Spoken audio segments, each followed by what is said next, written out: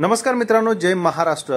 उद्धव ठाकरे यांनी सर्व काही दिले, आमदार केले, नगरसेवक केले, खासदार केले, असं सगळं करत असताना पक्षाच्या नावावरती ज्यांनी काही सत्ता भोगली, मंत्री केलं, त्यांनीच अखेर उद्धव ठाकरे यांची साथ सोडली आणि भारतीय जनता पक्षासोबत जाऊन मिळाले।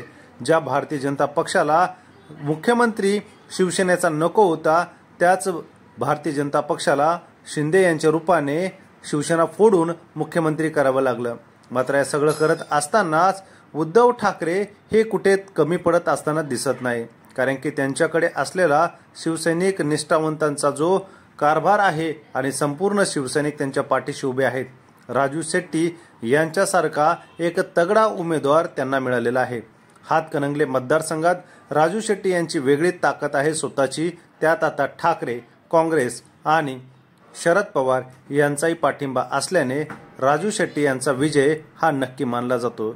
या ठिकाणी हातकणंगलेचे सध्याचे खासदार आणि शिंदे गटाचे असलेले धैर्यशील माने यांना मात्र या ठिकाणी पराभवाला सामोरं जावं लागणार असल्याचं एकंदरीत चित्र आणि सर्वेवरून समोर येत आहे।